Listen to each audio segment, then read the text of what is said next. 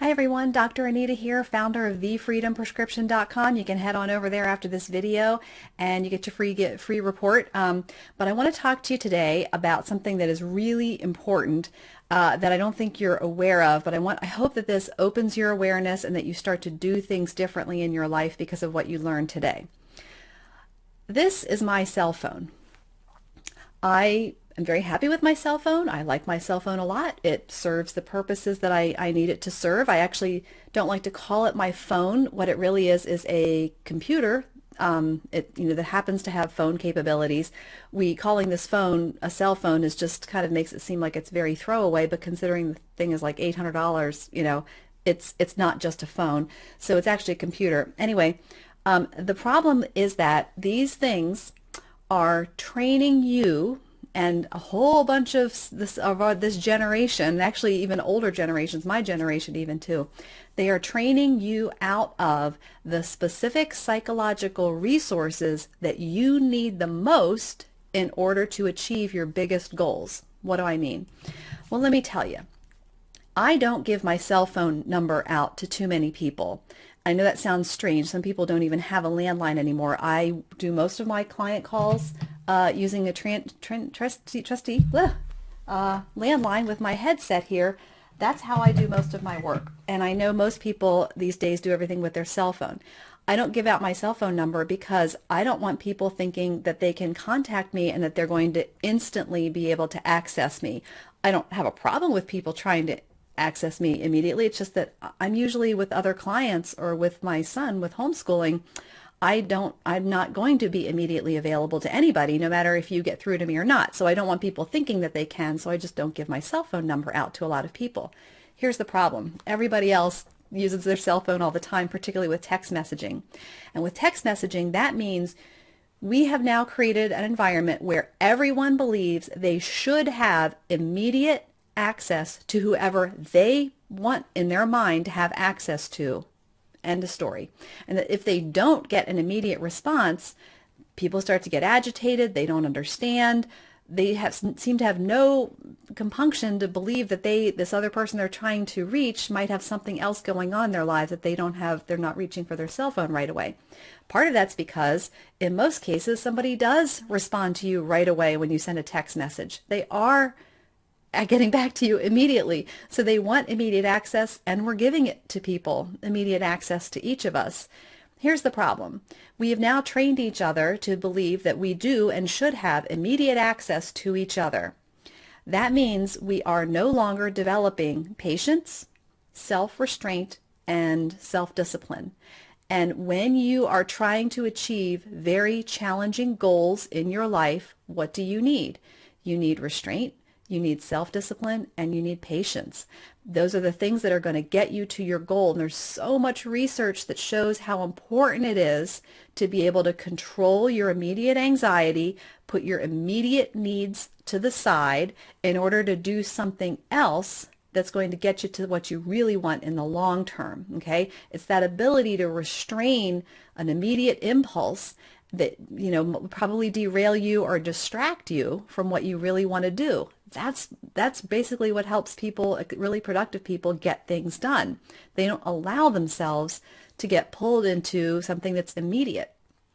The problem is we're training ourselves and we're training each other that that's not the case, that we can just get things immediately without having to wait for them, and we get access instantly to other human beings.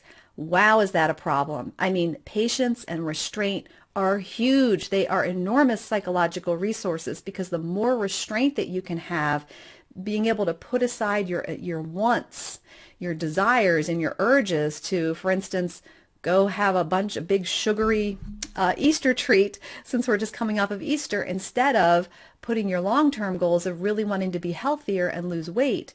And those long-term goals are long-term. It's much easier to give into that immediate urge. And we are training our brains to not have the restraint to be able to control that and put that urge to the side. So this thing is keeping you fat. That's what's going on too. Just have to say that. So please, please really consider how you're living your lifestyle when it comes to that specifically. The other way that these things are really destroying our lives is that, the average person actually does not do a superb job of explaining themselves verbally. So when you're talking to someone, it can often take a long time for them to explain how they're feeling. They may not even have the vocabulary to explain what their experience is. That's why so many people resort to foul language and very coarse words and coarse language, because they don't have the ability or the patience or the knowledge, whatever, to access the words that truly describe what they're experiencing. So they rely on these filler words that are kind of course, shall we say, to fill in, to try to, figure out, to try to communicate what they are trying to say. So the problem is, even in spoken language, people have difficulty in expressing themselves. When you're speaking to someone one-on-one, or when you're in a group and you can see someone, we rely very heavily on nonverbal cues. We rely on body language, we rely on vocal intonations, we rely on the volume, the pitch of our voice. We can tell when someone's being sarcastic, when they're kidding with us. We can tell when they're being loving. We can tell when they're being genuine. All those things we can pick up, and it's not just the words. We don't have to rely just on words, which is a great thing, because people aren't necessarily great at using words to describe what they're experiencing or what they want to convey. Now, the problem is that they're not even great doing that verbally. So now we try to convey ideas and have conversations through text messaging. That's a huge problem, because even fewer people are really good at conveying what they're trying to express themselves through the written word. They're not even good at that. And so they're trying to do that in text messaging. They're trying to take a very singular dimensional technology and infuse everything that they're experiencing into in their brains into just a couple words, and then sending it off and assuming that the recipient is going to be able to understand all the nuances that they're trying to convey through just a couple words on a text message. This is a problem. Text messaging is great when you want to say, hey, where are you? And the other person says, oh, I'm just leaving now. I'll be there in 20 minutes. That's a great use of text messaging.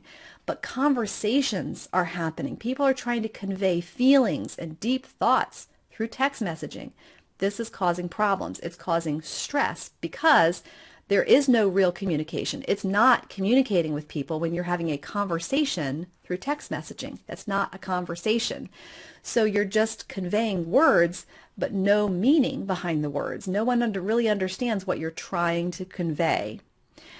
The other problem is that we're creating huge amounts of excess stress and anxiety in our lives. And you know why? It's because when you send a text message and someone does not respond to you right away, what do you think? What's wrong with them? Did I offend them? Are they mad at me? What's going on with them? Why won't they message me back? I need this information. I need it right now. So now all of a sudden, your anxiety level is increasing because they haven't gotten back to you right away, and we're not used to exercising patience to wait a couple of hours, or even, God forbid, a whole day for someone to get back to you. So now we have all this extra stress in our lives that didn't even need to be there in the first place if you would just pick up the phone, leave a voicemail, and then just wait for them to get back to you, which is, by the way, how we used to do things in the old days, when we used to be able to be okay with waiting for things and having patience and restraint, and we respected the fact that other people are doing other things with other people, and they'll get back to us when it's okay for them, and that's probably a good mentality to have. So think about all the stress and anxiety that you have in your life when you don't hear from someone right away when you think you should. So I want you to really think about all this stuff. And I'm not going to change the culture. Text messaging is here to stay. These little pocket computers are pretty nifty. They allow us to do a lot of great things. But please, please do not let it replace the most important things in your life. And if you find that you are developing more of a sense of urgency and almost anxiety around text messaging and giving and receiving text messages, I want you to check that. Make sure that you're not adding extra stress, and that you are going to work on developing the patience and restraint that you need in order just to get through life and to help you achieve your great, great goals. Otherwise, oh, you're in for a tough ride. So hope this was helpful to you. Please feel free to share this. I think, again, it's information that a lot of people need to hear. Pick up the phone. Don't send a text message. If you have to send more than 2 text messages to someone, you need to talk to them directly. give this a like here. Please share it on Facebook, on Twitter, Google Plus, or email this, forward this email to people, because I just want you to understand, you're not going to get rid of text messaging, but I don't want you to get anxious and have excess stress in your life. There's already enough stress. Don't add this other stress on top of it. Learn how to exercise a little bit of patience, and wow, will you be happier. Hope you have a great day.